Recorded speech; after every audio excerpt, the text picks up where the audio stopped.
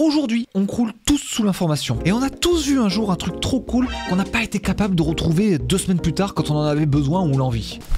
J'ai une solution pour vous. Non mais t'es sérieux là? Tu veux vraiment nous parler des favoris et des signés là? Vas-y non là, tu saoules.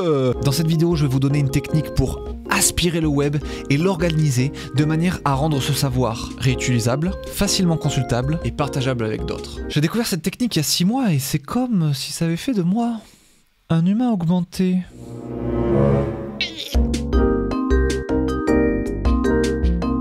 Avant de vous parler des outils dont on a besoin pour réaliser tout ça, je vais vous montrer le résultat final et comment j'utilise pour que ça puisse vous donner envie. Le titre de la vidéo n'est pas du tout mensonger. Mes souvenirs sont stockés et répertoriés dans cette géante collection fourre-tout dont le principe est simple. Ne jamais hésiter à ajouter un élément. Ne pas avoir peur que cette collection soit en bordel car vous pourrez l'organiser de 1000 façons différentes plus tard. Combien de fois je n'ai pas sauvegardé de sites dans mes signés car je ne savais pas où les mettre et je me disais que de toute manière je ne retrouverais jamais ce signé. C'est une erreur car j'ai gâché une connaissance. Une erreur que je referai plus aujourd'hui. La seule chose que vous devez garder en tête, c'est qu'au moment où vous ajoutez une entrée dans cette collection, vous devez ajouter quelques tags, quelques mots qui vous viennent directement quand vous pensez à ce sujet. Des semaines plus tard, vous pourrez retomber sur cet objet sauvegardé en recherchant un des quelques mots qui vous viennent d'instinct et vous pourrez même trier vos collections par ces mots spécifiques. Si vous voulez retrouver toutes les recettes de cuisine sauvegardées, tapez juste recipe et le tour est joué. Moi, mes centres d'intérêt ces 6 derniers mois, c'était la cuisine, la musique et comme je retapais mon appart à Malaga, c'était aussi l'architecture et la décoration. J'ai gardé des pistes vers tous les articles avec en plus des remarques que j'ai rajoutées lors de ma découverte du sujet. Des remarques qui me seront utiles même 5 ans plus tard. Maintenant que c'est sauvegardé quoi. Quelque chose à mentionner pour les développeurs qui me regardent et qui ont toujours tendance à créer des tables, des collections, des bases de données très spécifiques pour chaque truc et tout.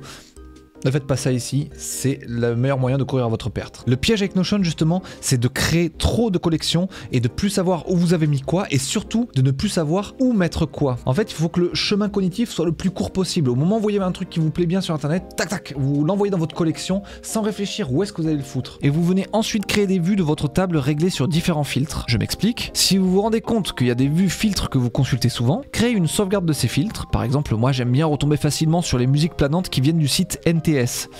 J'ai créé une vue de ma collection qui est auto-réglée pour filtrer la collection par tag qui contiennent NTS. Je n'ai ainsi que les éléments que je souhaite sur cette thématique donnée. C'est comme ça qu'on fait des sous-thèmes de souvenirs et non pas en créant 1000 tables différentes par sujet. Bon alors moi je trouve ça à peu près bien cette histoire de collection et tout là, mais genre j'ai trop la flemme d'enregistrer un titre, une image, une thumbnail, un lien et tout à chaque fois que je tombe sur un truc cool sur le net. Je vais jamais le faire, c'est trop chiant quoi, ça prend trop de temps.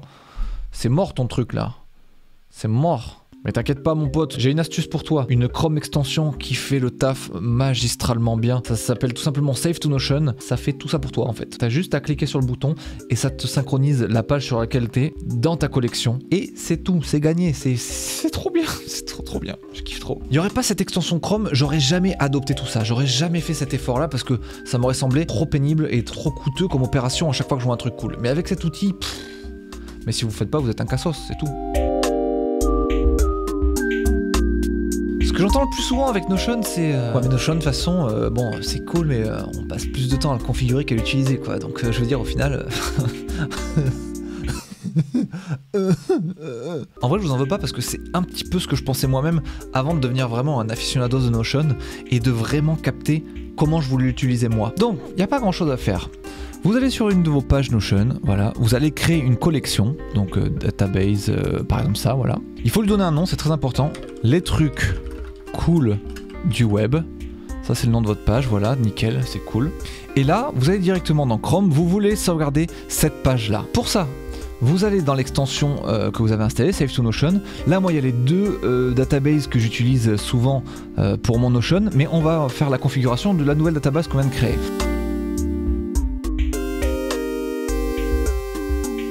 Donc on va dans Add New Form, ici. Là on sélectionne votre compte Notion, en général vous en avez qu'un donc c'est bon quoi. Et ici vous allez chercher la database que vous venez de créer. Nous on vient de créer les trucs cool du web, donc on clique. On va dire que oui, on va cocher ça. Et ici en fait ce que ça nous dit c'est que le nom de votre item dans Notion ça va être le titre de la page, donc nous ce sera this ashtray what the fuck, l'URL ça sera cette page URL, l'icône ça sera le website icône qui se trouve ici là, et le content image ça sera une image qu'il a chopée sur la page, en général il prend la première. Mais là en l'état il nous manque un petit truc, il nous manque la définition des tags. Donc on va faire add new field, on va rajouter les tags, on va le mettre tout là-haut parce qu'on veut que ce soit le premier truc qu'il nous propose de remplir. On fait save, ok. Et maintenant, si on veut sauvegarder le favori dans notre database, bah, je repars de zéro. Hop, on clique sur Save to Notion. On clique là-dessus. Il nous propose de renseigner les tags. Alors là, les mots qui me viennent en tête directement quand je regarde ça, c'est horrible, what the fuck, cendrier, céramique et art éventuellement. Tout est bon, j'ajoute le truc. Et là du coup quand je vais sur Notion, j'arrive ici. Alors je me rends compte qu'il y avait 3 trucs qui ont été créés automatiquement par Notion au début quand on a créé la database, faut les supprimer. Voilà, donc là on a notre article, mais pour l'instant c'est chum, c'est sous forme de tableau, c'est pas ce qu'on voulait. Donc on ajoute une view, on va ajouter la view gallery ici. Tac, en create. Voilà, vous avez bien votre premier favori de votre base de données des trucs cool du web qui s'affiche ici. Et si vous cliquez, bah, vous retrouvez les tags que vous avez renseignés, vous retrouvez l'image. Puis comme on lui a dit d'absorber le contenu de la page, bah, il a aussi chopé les différentes images. Si vous voulez, vous pouvez repositionner un petit peu l'image ici pour avoir un bel aperçu. Vous pouvez aussi aller dans Properties et dire si vous voulez que l'image soit en mode cover ou pas. Vous pouvez choisir que les cartes soient larges ou petites, voilà, tout ça c'est cool. Et vous pouvez décider d'afficher aussi les tags et puis toutes les propriétés que vous avez sur votre objet, quoi. Vous choisissez un peu à quoi ressemble votre card en gros. Par contre maintenant qu'on a fait ça, on n'a plus nécessairement besoin de reconfigurer à chaque fois la base de données. Maintenant on peut sauvegarder tout ce qu'on veut en 2 clics. Et notamment on va faire un petit exemple avec une vidéo YouTube maintenant parce qu'il y a encore un autre truc surpuissant que je vais vous montrer sur les vidéos du net en général. Donc là admettons que vous allez sur YouTube, que vous tombez sur une vidéo de Benjamin Code vraiment trop cool, par exemple celle-là. Vous la regardez, vous la trouvez trop bien. Vous cliquez ici en mode vas-y je veux la sauvegarder, vous l'envoyez dans les trucs cool du web. Vous mettez les hashtags qui vous viennent en tête directement, donc beau gosse, apprendre à coder, ok. Vous sauvegardez la page directement dans Notion, ça c'est cool. Vous voyez que c'est très rapide maintenant. Et alors par contre, vous avez envie d'ajouter avec ça des petits screenshots de la vidéo. Donc plutôt que de faire des screenshots comme ça de chaque étape, c'est hyper chiant parce que vous vous retrouvez avec la barre de lecture en bas, c'est pas terrible. En plus, ça va pas être d'une qualité exceptionnelle et tout. Et puis c'est chiant de faire un carré de sélection comme ça chaque fois que vous voulez faire un screenshot. Vous pouvez installer une autre extension Chrome qui s'appelle Vidéo Screenshot, tout simplement. Et ce que ça fait, c'est que ça vous ajoute un petit appareil photo en bas de YouTube. Et en fait, ça vous ajoute cet appareil photo en bas de toutes les vidéos qui viennent du net. Que ce soit dans Twitter, que ce soit dans YouTube, que ce soit sur Netflix, etc. Vous avez toujours appareil photo maintenant sur tous ces sites. Et qu'est-ce qui se passe? Bah, si on clique, ça vous sauvegarde directement une image. Voilà, et je veux une autre photo ici aussi. Voilà, ce que je fais en suivant, c'est que je vais dans mon dossier téléchargement, là où les photos ont été enregistrées. Donc là, il a bien mis la vidéo qu'il a aspirée de YouTube. Et moi, j'ai envie d'envoyer avec les 3 photos que j'ai prises, histoire d'avoir encore plus de petites notes sur cette vidéo. Et c'est notamment pratique quand je fais des vidéos d'architecture, comme je vous l'avais montré. Par exemple, si là, je vais ici et que je vais dans mes vidéos architecture, bah, vous regardez par exemple sur Arcos, je le fais beaucoup, en fait même sur toutes les maisons, hein. Là je me mets mes petites notes et puis après je mets toutes les petites photos des différents moments de la vidéo. Celui-là par exemple je pense que je l'ai fait.